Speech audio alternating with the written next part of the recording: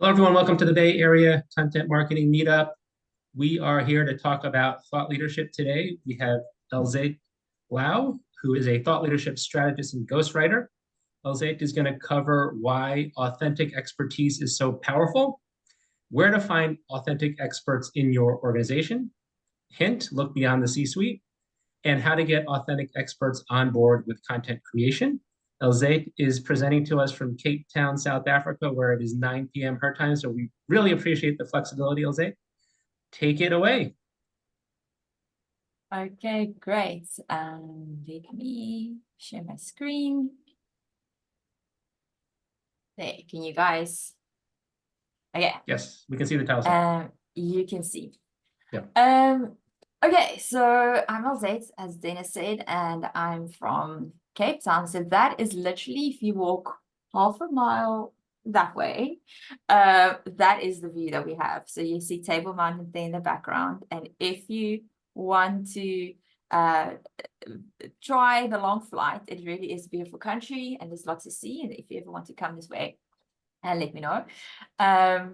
But yes, that is what it looks like when the wind's blowing, which is always, and the kite surfers out. So today we're going to talk about thought leadership, my problematic love relationship with it.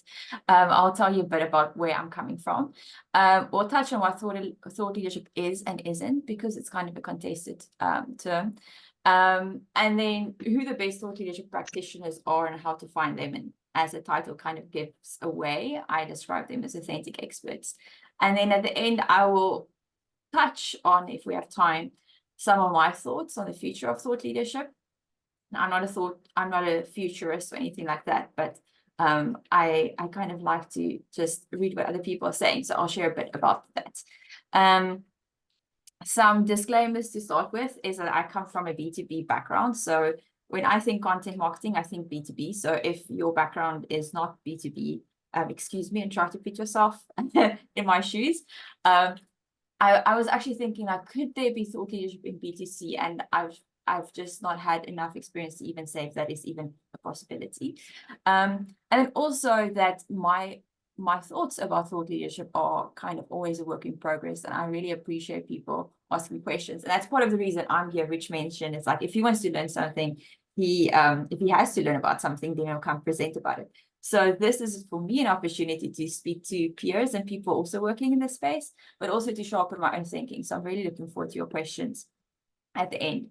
And I will, Dennis, I think there'll be a way for me to share my slides at the end. So that if there's anything that you feel, oh, I need to take notes, I will be making these slides available in some form or the other. So you can focus on the kind of overarching thoughts that I'll be sharing, rather than just, taking notes of some little detail in there. Okay, before I get to talking, I thought it could be fun or informative for me to get an idea of where each of us in the call is standing with regards to thought leadership. So what's your relationship with thought leadership? Now I have two questions for us here. The first is, on a scale of 1 to 10, so you can just put a number in the chat. How confident would you feel explaining thought leadership to someone who knows nothing about it? Where 1 is obviously nothing and 10 is high. Okay. So generally pretty high. We're all above 50%. Okay. That's great. Next question is, are you mostly interested in thought leadership to help others with their thought leadership? A, to build your own thought leadership. B, both of the above, or you're not really sure, you're just here to kind of learn something new. Okay. B's, C's, A's. Okay. Okay, great. So I am going to present as if we're talking about we are marketers and we are helping others with their thought leadership, whether it's an organization or a person. But all these things also apply to your own thought leadership. So it's not one or the other. Okay, so let me just get thinking. my relationship with thought leadership, as I told you, it's somewhat complicated because I fell in love with thought leadership before I knew what it was. So back when I was a teenager, I grew up on a farm. And my dad was a reader and he put himself a business farmer. So he had a shelf full of books that he imported at the time because not all of them were available even in South Africa. And every now and again, I'm a ferocious reader. And every now and again, I'd run out of books to read and be on the farm. And then I would read through his books and see which one looks like the most interesting thing. And some of them were very interesting. This is one that I wrote, sorry, Small Giants, was about companies and business. And I love how these people were thinking about work and life. And it just made me really curious. And then after I left school, I left a team of people who kind of went on a community outreach.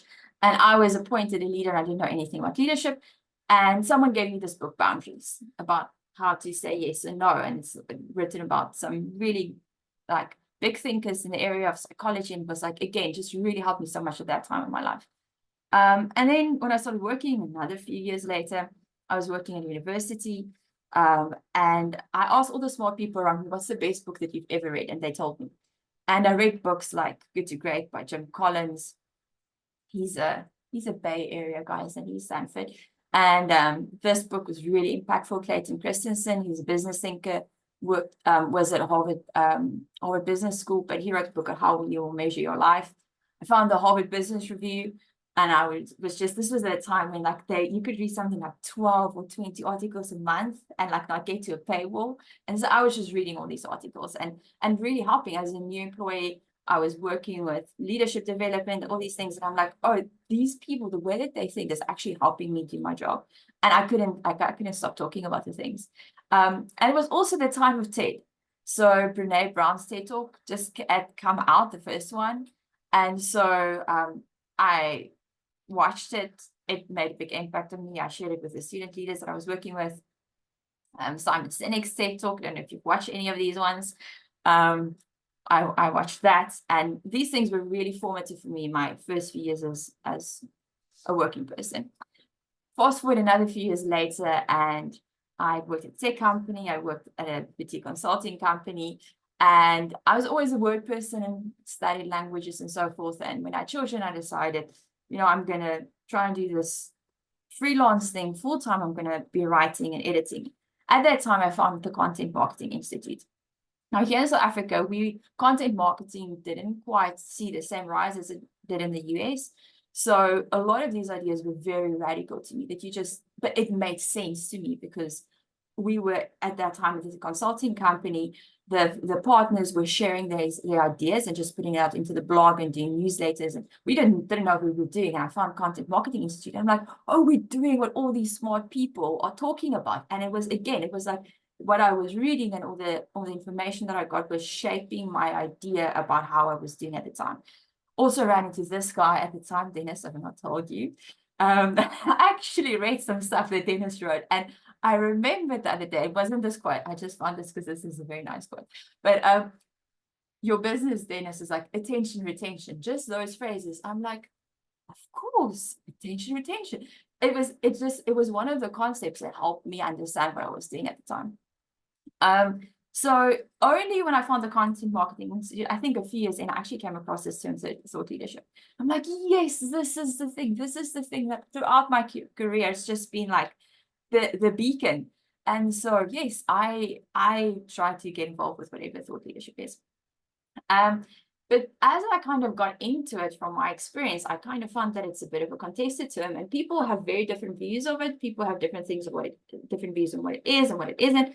And so one of the kind of most shocking realizations that I had was that thought leadership is not a type of marketing, because that's kind of how I got to know about it, coming at it as a content marketing professional at the time. It's also not content. It's not the book or the blog or the article, whatever. Those are merely the mediums through which we encounter thought leadership. And Lee Price spoke a few weeks ago. I attended his session.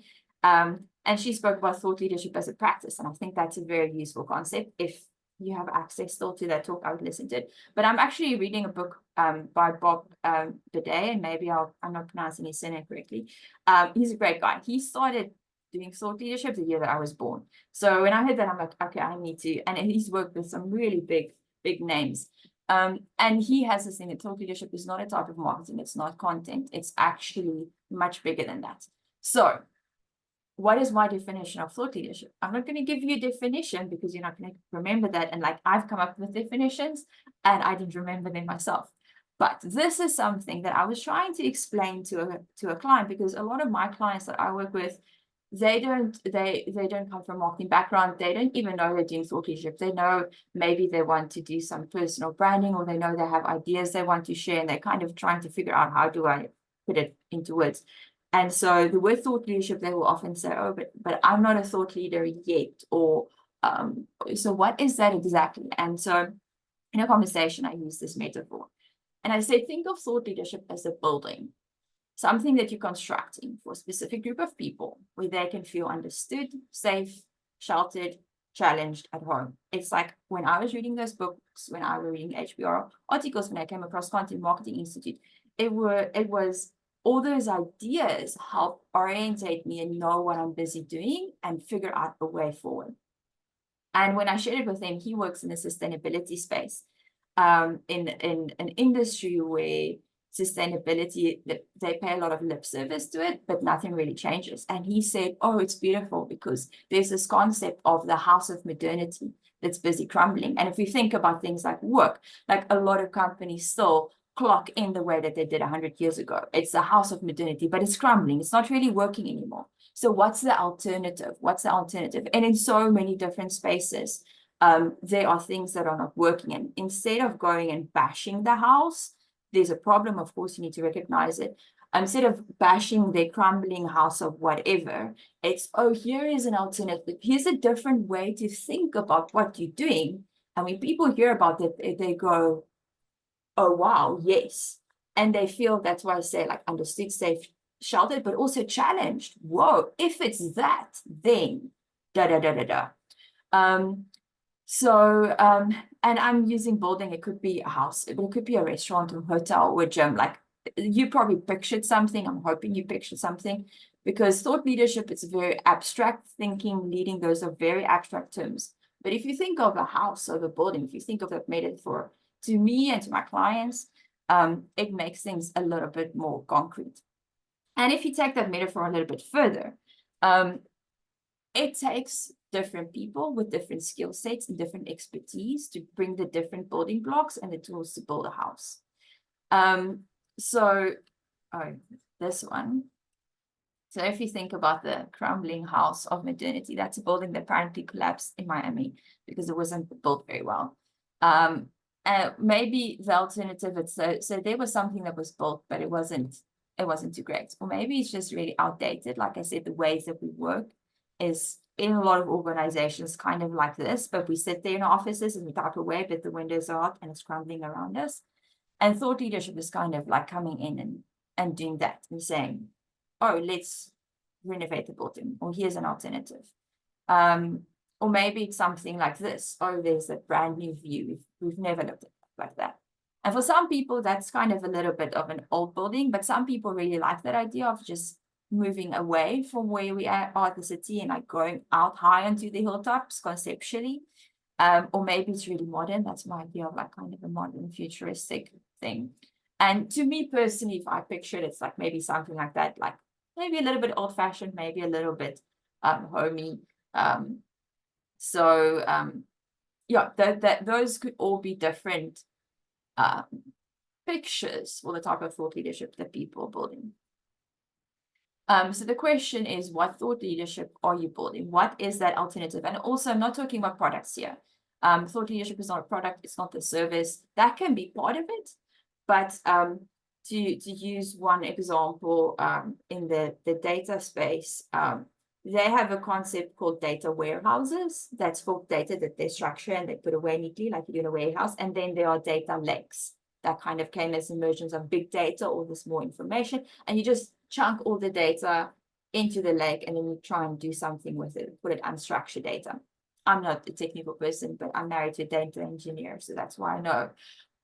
those concepts. And then they came with, what if you want to kind of do a bit of both? You have a data lakehouse, and this is a relatively recent concept, a few years ago, where they came up with the concept of a data lakehouse, and then you structure your data like this and this and this. And the company who kind of pioneered this, came up with this thought, was now I forgot their name, Databricks. So their tools were very good to do this, good for doing this data lakehouse thing. But you could have used other tools. You could have used Amazon's tools or whoever's tools, but they were the people who came up with this idea, this new thought. So thought leadership is about this idea. Let's take this idea of a building, thought leadership as a building, and we take it a bit further and say, how do you go about building this building? So it starts with, you choose your neighborhood and your plot. And then you would have maybe something like this, kind of suburban, or you'd have something like that, or maybe you out there on the hilltop, the picture that we saw earlier. So this is kind of knowing what industry am I playing in, what target audience am I working with. Those are things that I think are quite familiar to us in the marketing space, that we need to know what that is. But sometimes for someone coming in with their idea, they kind of, I might be the technical person, but am I speaking to other technical people, or am I speaking to people who are completely in a different industry? So these are things that helps, just like that is where you start. You need to know where you're playing, what industry are you playing. Next, you dig the foundation, and these are your core beliefs, truths, and values. And that's very important for thought leadership, because even if you don't explicitly speak about these things, there are underlying beliefs and values. And these things determine the bounds of your work, what you will do and not do, and how deep you go, how strong you believe in certain things will also determine how high you can build. In other words, like how adventurous, or how I'm looking for the right word, noticeable will this kind of new thought leadership be that you can build. So, and then next you're putting up your walls, and again, it can look very differently depending on what you're doing. And this could be content. This is often in pieces of content where we're actually getting explicit about what we're doing. It's visible to other people, but it could also be things like consulting frameworks. So it's not necessarily marketing content, but the way that we think about it. And then you add your roof. That is a Lego house, and my husband and kids are very much into Lego. And you get these modular buildings where you can you build it, you can add a roof, but there's also possibility to like add higher levels, to combine sets, and then you go higher. And so what the roof means for me is making it sustainable. So for now, how high do you want to go? Some people start with posting on LinkedIn, or do you also want to do a podcast? Do you want to pitch a high profile publication? Are you writing a book? Like, how are you stacking those different things for the building that you're building, the people that you're trying to reach? And of course, the more things you stack on each other, the more resources you need, time and money. So if you're just starting out, start with one level, you can always build up. If you're a big organization, you can just go higher right away. Then you're building your doors and your gates, places where people can come in or out. And these are things that we think of as, gated content. How do people access it? Is it free? Is it paid? Is it unpaid? Do you have to give an email address, don't they? Like, how do they access our ideas? How do you frame things? How do you frame the problem, solutions, and benefits? And this is kind of looking from the outside in, which is very much kind of the marketing view, but there's also from the inside out, because framing is also people who've come into your house is going to look at the world outside, whatever they're encountering, differently because of how you frame things. So then there's the exterior, the garden, whatever you want to say. When people look at your building, at your thought leadership building from the outside, what does it look like? Is it inviting? Is it appealing? Is it kind of mysterious? Whatever the case may be. And then the interior of the building, decorating, what does the furniture look like? Is it a gym? Is it kind of going to challenge you? Is it, are you going to feel right at home? All these things are different aspects of your thought leadership. And then pathways, of course, how do people find you? So all these kind of pictures are just different ways to say that thought leadership is interdisciplinary. It involves a whole lot of different aspects. wrapped together. And that means that it often involves different people. Because if you think about it, those are just things that came to mind for me. It's like, it's innovation. It's like, what new ideas are we building? What new products? Where is the market going? Business strategy, how are we positioning ourselves? What can we own in the market? Your products and services. Thought leadership is tied into that. It isn't the product or the service, but it's tied. Marketing, public relations, business development. All those people are involved, and everyone has a different role to play. And sometimes you can have one person represent a whole lot of those. Very seldom do you have someone, maybe if it's, if it's your own business and you're a solopreneur, you can represent all those things, but you have to keep all those different hats on. And that's why many of my clients are solopreneurs, and they still come to me because some of those things don't come naturally or easily to them. And so they need help. So who are the best thought leadership practitioners? There's a little Lego building person. And I think I know what I'm trying to say with all of this is that we as marketers, when we work on thought leadership, when we help others with thought leadership, when we help organizations with thought leadership, one of the fundamental truths about thought leadership is that we can't go and do it by ourselves. We need other people to work with us. I would say the core of thought leadership should come from outside the marketing function, from someone who owns these ideas and who's going to be the face of these of this thought leadership. And who are those people? Where do we find them?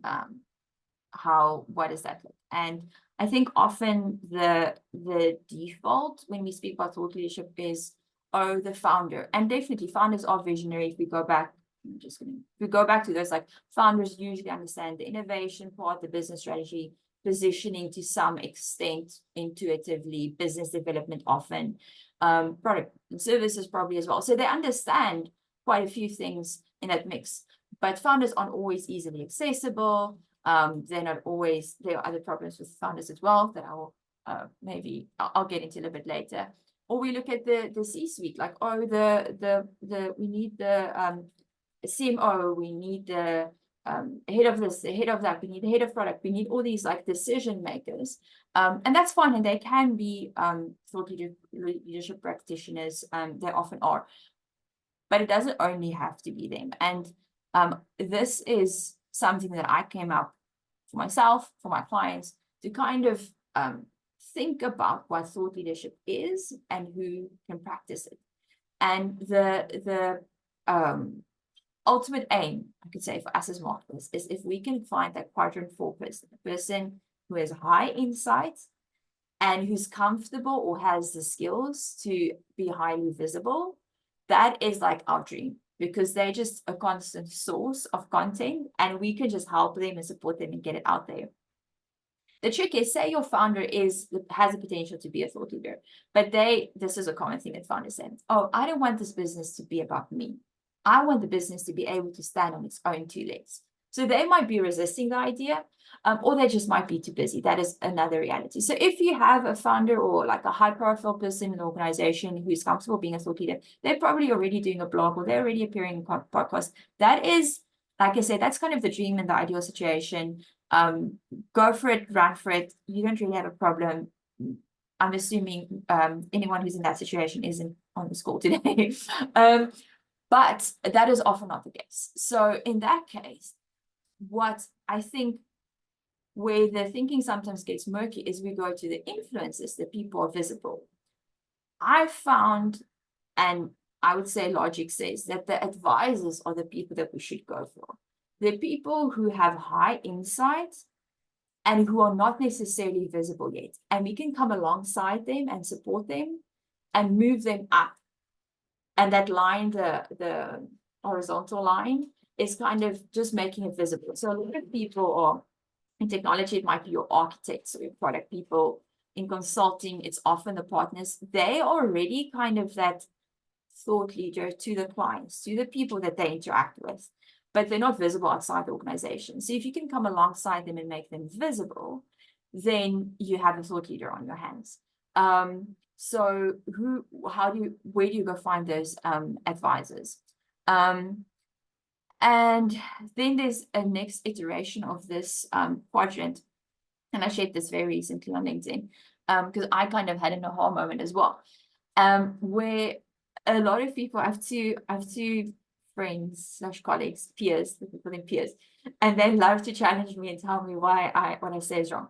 And they hold the view that the only people who are thought leaders, the only thing that you can call thought leadership are the industry thought leaders. These are the people who are changing industry, who everyone knows in your field. So that we be the top right corner industry thought leaders. My view is that those other three quadrants are also thought leadership. It's just a different type of thought leadership. Because if you're a business decision maker, you can find value out of all three of those other quadrants. So let me quickly speak about them. Let me start in the bottom left corner, the SME. So the SME is someone who, honestly, might be someone that you just interview and you quote them in a piece. Or they might have a little bit of a LinkedIn presence. They don't necessarily have to. So that's the SME. They have enough insights to give valuable content, to share valuable views, but they maybe not they're not highly visible, so they're not comfortable with it. They don't maybe have the content skills, because if you go up that visibility line, it very much is about content skills, whatever form of content you're in. And they're also not like the way on the right side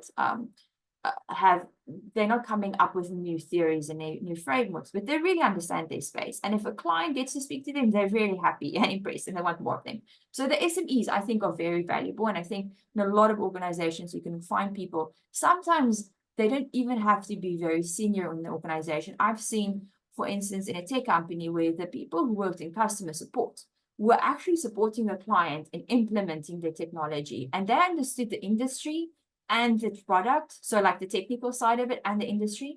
And if you could interview those people and write content on their insights of what client problems are, what their solutions are, you'd get really good stuff. So SMEs, I think, is the easily overlooked thought leadership goal in organizations. And so I have my own consulting practice, but I'm also managing editor at draft.dev, where we do developer content that's written by developers. So our motto is not that we get technical writers. We have developers who are actively working in data and data engineering, data science, DevOps, all the different types of coding, testing, all these different fields. They're working every day. And they write an article a month roundabout for us. There's about 150 of them. And our clients are dev tool companies. So you need to write, if your client's a developer, they want a developer to be speaking to them. And so our people are not thought leaders, but they're SMEs who really know their stuff. And they do really good content that our clients are very happy to pay for. So anyway, enough about SMEs. Thought influencer up there. Thought influencers is something that I've started seeing companies do more of. Is you'd find someone in your company who, again, is at the SME level, but they have better content communication skills. So they're probably running a podcast for your company. It's not speaking about your company only, but like things that you're interested in. Or they have this one guy, I forgot his name. I forgot which company it is. If I say now, I might get it wrong. But he posts on LinkedIn every day. He also has a podcast. He's written a few books. And his job is basically to be a thought leader for the company. I wouldn't say he's an industry thought leader. It's nothing like earth-shattering. But he's saying the same things as the SME does at a higher frequency. And he's interacting with other people in this space.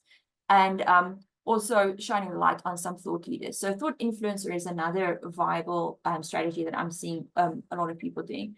And then my personal favorites are the micro thought leaders. So they're the people who have a lot of insights, but it's often very niche. So it's, for instance, boutique consultancies do very well with micro thought leadership because they focus in on a very specific problem in a specific industry, and then they're probably taking like, are we taking X approach to it as well? And then you can kind of, in the intersection of 2 or 3 things, you can really own that space because there's only so much to do. And you have the experience in that space. And micro thought leaders don't necessarily have to have the high visibility because they're only trying to reach so many people. Your client pool is only a few hundred as opposed to trying to sell thousands of books. And then the industry thought leaders are, the Jim Collinses and those of the era, and the HR, it's like, what's the guy's name? Josh Bersin. It's like the people who everyone knows, everyone follows. They like have built a company around their name, probably. I think those are kind of self-explanatory. But like I said, your chances of getting an industry thought leader inside of an organization is very small. Chances of getting SMEs, like I would say any organization would have an SME.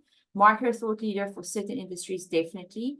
And I would say founders could often also play in that space where they don't have to do a high frequency, but they can do occasional things that just really show that they just understand the niche in which you're functioning, unlike very few people. And then the thought influencers. Yeah, that's this slide, I would say, is if you're going to take a screenshot or notes, this is the one that I would say is the most useful. I want to add another one, another dimension, and my visualization skills are kind of limited, but if I could, I would have made like a rubric where there's a third dimension in terms of finding people that you want to partner with. And that is what the best word I can find for it is caring. And the people that I think of are authentic experts. So let's assume you're really only looking on the right side. There's two columns. You're looking at experts, you're looking at advisors or thought leaders. So they're already experts. So you're kind of eliminating the people who are just the influencers and just the workers. You're not trying to get anything from them. There are people that kind of come across as stuck-up experts. And then there are the authentic experts, and the authentic experts care. They care about their clients. For them, it's not only about making money. It's not about their own egos, which I feel a lot of people in the thought leadership space, like, oh, I want to be a thought leader. But it's only for the ego, like they want to look good. They want to have a high visibility publication because they see their peers doing it. And it's possible it's not, they probably have good ideas as well. I would say the authentic experts who actually care, who are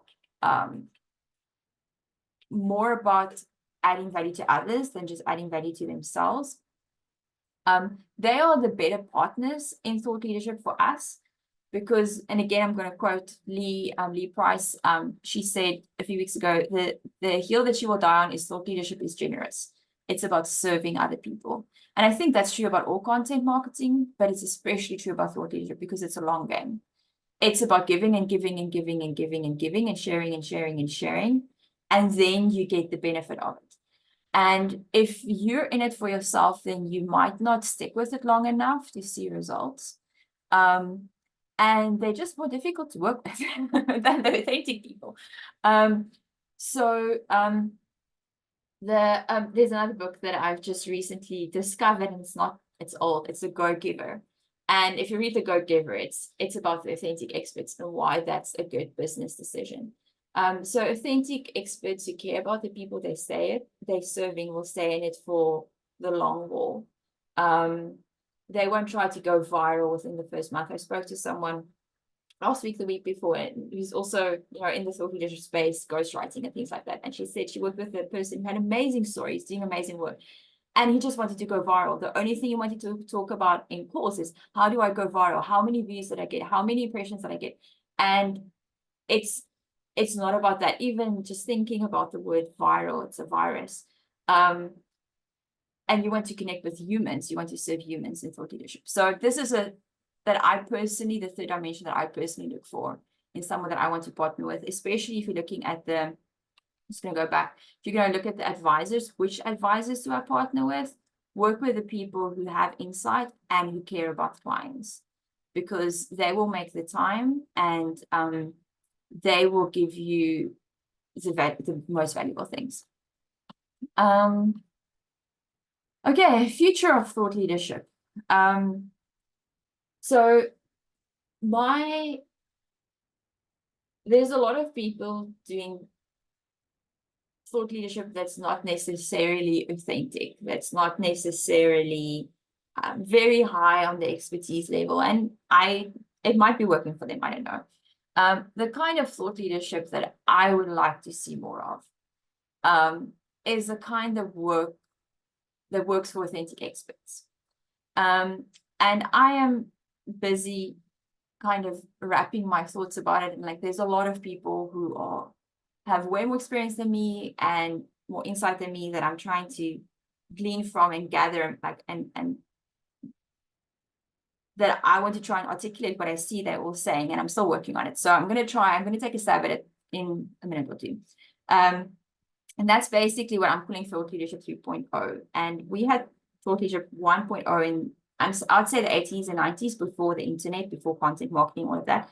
And that was very much, you needed a big company who's going to sponsor your book. And that's how, or you're working at a very well-known, maybe Ivy League university, like Jim Collins and Clayton Christensen did.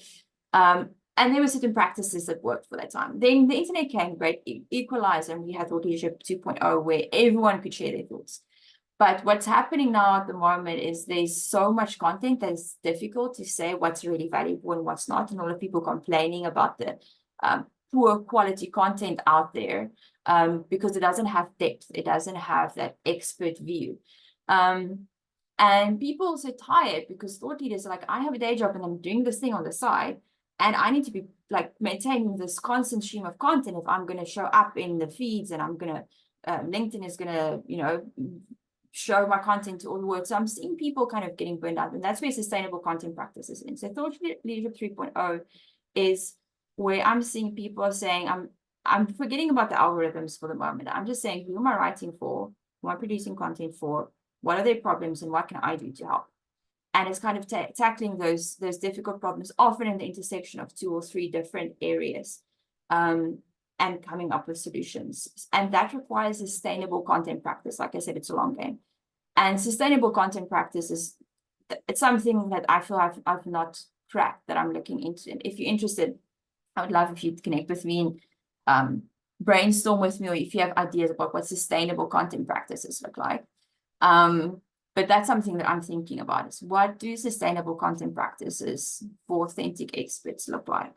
Because I think that's the future of thought leadership, and that's what Thought Leadership 3.0 will be about. But I'm going to stop there for now. That could be a whole another talk one day when I found answers. Those are the problems I'm looking at, that I'm like, okay, this is my little intersection. How can I serve my people there? But I'm still looking for answers. Yep, and that's like I said, if you like to think and talk about thought leadership specifically, or if it's not thought leadership but sustainable content practices, LinkedIn is where you'll find me. You can, I don't think there are that many Elzet Blaauws out there. You can connect with me. I accept all connection requests. I'm not famous, and I love to get DMs and chats, and I work 2 or 3 nights a week my time, so I can make time zones work. So I would love to chat with you. So yes, I would love to hear if there are any questions. Can I stop mine? Yeah, I'll stop my Thanks so much for the presentation, Elzet. I'll start with a question. Going back to the advisor, this is high insight, low visibility. And then you mentioned the third dimension is caring. Can you talk a bit about, I would call it the skeptic, the ones that might be caring, but they don't really understand why they should participate with marketing, or they don't understand why they should be more visible and how it would help the organization. How do you work with those folks? So that is where I think the thought leadership house, you don't need to tell them, that helps, because if they care, they want to help people.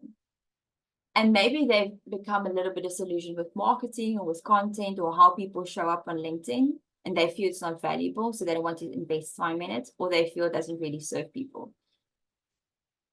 I believe, and I've seen, that if you can build relationship with those people and show them that you care about as much about the people that they care about helping than they do, then they'll be willing to talk to you.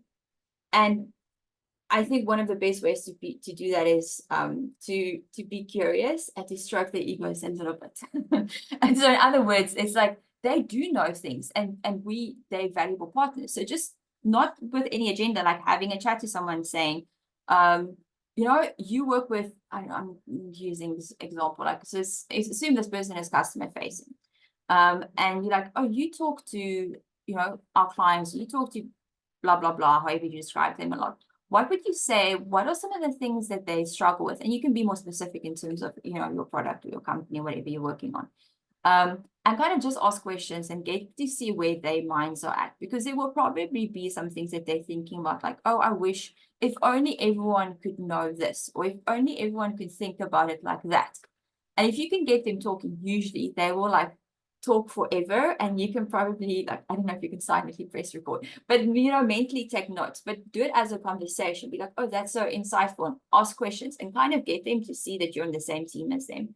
I think that is, and again, sustainable content, like kind of being it in for the long haul, building relationships slowly over time, and then kind of maybe coming back, like, you know, that thing that you said, that A, B, and C.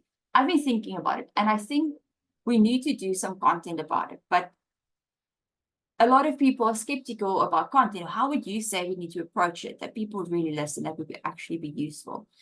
Something like that is what I would try. If you've identified your person, but they're skeptic, build relationship, show them that you're on the same team, asking questions.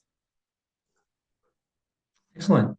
I see a question from Mark. I'm going to read Mark's question. I realize there's great variability, but for someone to be following sustainable content practices, how much time commitment beyond the time spent developing and practicing the area of thought leadership? So that's what makes sustainable content practices so hard, because it depends on the person. Anything is better than nothing. And so I'm working with someone now who said, like, oh, I want to post on LinkedIn 3 times a week, and I have all these ideas, and 2 months in, and he's not even posted once every week. And he's like, I think I need to lower my targets. And I was thinking from the beginning, like, going from nothing to 3 times a week is a lot. So he's, at the moment, he's aiming for once a week. So the 2 things I would say is determine the input that you can invest in terms of time or maybe money. If it's if it's a founder, they can spend an hour a week or an hour a month, but they maybe have more financial resources, so they could work with a ghostwriter to, in that hour, get more content out. But if that's not you, can I put aside an hour a week? Can I put aside 15 minutes at the start of my day? Can I block out the last hour of my work week and just spend time on thinking about these things, and then drafting something that you maybe want to share? Once you have that, what is the input that I can sustainably commit to on a regular basis? That's the big thing. You must be able to see yourself doing this for the rest of your career or for the foreseeable future. And it can be an hour a week. It can be, if it's more, it's more, but more isn't always better, because if you can do an hour and you only have that hour and you're really focused, or 20 minutes a day, or another guy told me he does 25 minutes. So he does something for 50 minutes, 10 minutes, 5 minutes, 30 minutes in total. Every single day he spends 30 minutes, and he has these 3 practices. And I think the longer one is writing I can't remember exactly what the 3 things were. Then when you have that in place, you can start looking at output. Like, okay, what is the output that I'm working towards? Is it a book? Is it LinkedIn presence? Is it whatever it is? And then you slowly start building towards that. People have written books in an hour a day. If you keep on doing an hour a day, you're going to get your book. And you can do the same with LinkedIn practice, whatever else it is. Sounds good. We have a question from Sarah. Sarah, do you want to come off mute and ask it, or I can read your question? Sure, happy to. Cool. I didn't want to jump on, but hi, big fan. I wanted to ask about virality, because anytime we talk social, people seem to want to go viral, or on the other side, maybe they're afraid of going too viral because everybody's just going to go nuts once they start talking. What's your take on that idea of going viral, especially in maybe the B2B side of things? And if that's like a reasonable goal for authentic thought leadership?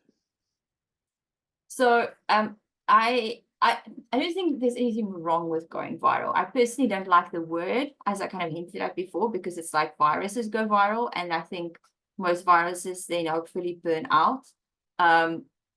but anyway, so I'm all for, if we're going to use a word, let's use humanized or sustainable or things like that. I think people would appreciate it more. But another thing about virality, is that a word? Anyway, is if you look at the visibility and the expertise, to go viral on most platforms today, you need to have a high cadence. So it's not just about hitting that one point. You need to do a lot for the algorithm to start picking up, and then you need to like hit a spark.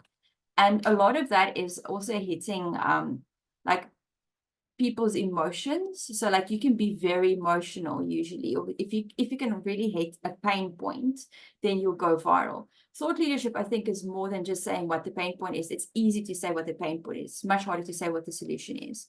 And it's less flashy. So I think I wouldn't say it's impossible. I don't think that is a useful goal for thought leadership, because if you're aiming to go viral, you're going to go high visibility, probably more on the left side of like a lot of people are going to be interested in it.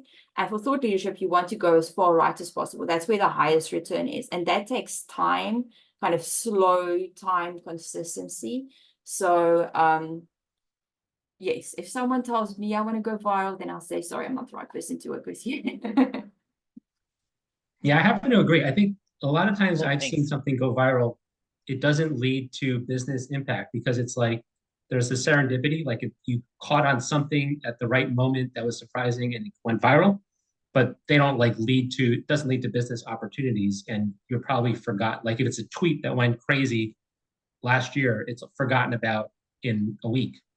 So I think the steady, consistent program that you're consistently out there with thought leadership will drive more business value than Yes. like a one-time hit. And I think where we're at now, like maybe, I don't know, I wasn't really active in that time, but when content marketing just started and few people were out there, it was about just, there were so few people active that the people who got onto the platform first got a lot of followers. And so there were people who became famous and are still seen as experts because they went viral in the beginning. I think going viral now is much, much, much, much harder, and people are much more skeptical because so many people have learned how to game the system. So if I see someone with a lot of followers, I'm like, oh, they're probably saying a bunch of things that everyone agrees with anyway. Like, I don't necessarily see someone more of a thought leader if they have a ton of followers or if they get a lot of likes. I like to use the example. Well, I don't like to use the example. I really like Adam Grant, and like I get his newsletter, and I would say he's a thought influencer because he knows a lot, but he shines a light on other people's work for me. But who has the communication skills and the resources that Adam Grant has to sustain that kind of, presence? I don't think that should be the goal for most thought leadership. It's much more sustainable to go for an SME moving into a micro thought leadership than to go for thought influencer, unless you have a lot of resources behind you. You're a very good communicator and you want to capitalize on your communication skills rather than your insights. I think we have time for one more question. Anyone have a question? So then maybe we'll end with this. Maybe you can, for your business, can you talk about the typical, what a client engagement looks like? And then part two is, I know you do some work with draft.dev. Can you tell us a little bit about that, what that company does? Yeah. So in my own work, I work with authentic experts, as I said. So the people that I work with are either SMEs or they're advisors, and they want to move to that micro thought leadership. So they're not necessarily going viral, maybe one day, not at the moment. And so I support them with strategy, which is a lot of that is positioning their thought leadership. And then and owning, like figuring out what the ideas are that they want to own and they want to build. And that sometimes takes a form of strategy, sometimes more the form of coaching, depending on the person. And then figuring out what sustainable content practices are for them, because it's so countercultural at the moment. A lot of people really, I say that's one of the big pain points that I solve for my clients, is helping them come up with sustainable content practices. And then sustain those sustainable content practices or support them as they do it. So that's where the ghostwriting comes in, and I'm an editor by profession. So sometimes they just want a sounding board and an accountability partner for that. So solo business owners or small consultancies, especially people who are basically selling the ideas for a living. And then at Draft, we work, so our clients are dev tool companies. So you're developing a tool that developers will use. And we do, I would say, long form content. So blogs, ebooks in that space. And like I said, specifically that SME blog. So we don't really, you need to do micro thought leadership in-house. So we don't do that type of thing. But you do want to blog, you do want a presence. Often it's like your tool, to use your tool requires code, or like, you know, they build tutorials and that kind of thing. So it's like super technical. So you need a developer or an engineer to write that content, but your own developers are busy building your product. So you don't want to take them away from doing their work. So that's where clients come and work with us. And if you're interested, or if you know folks who need that kind of service, draft.dev is our website, or you can let me know on LinkedIn. And so that at Draft, I'm the managing editor. So I work with our writers, with the SMEs. I mean, I do interact with clients, but I'm not as client facing. And we have a team of editors as well, because developers are not necessarily great writers. So we have an editorial team to make them sound as amazing as they are. And yes, there's a bunch of authentic experts. Not everyone necessarily, but just there's like our writers, there's just a bunch of amazing people in there, and like so nice to work with them. So yeah, that's Draft. Excellent. Well, Elzet, thanks so much for your presentation and staying up with us late into your evening. Pleasure. For everyone else, thanks for joining. And we're back a week from today. We have a talk on using AI for your go-to-market strategies. And Bob, who's on right now, is a co-presenter with Rosemary next week. All right, thanks, everyone. Thank you very much. Bye. Bye. Bye. Thank you.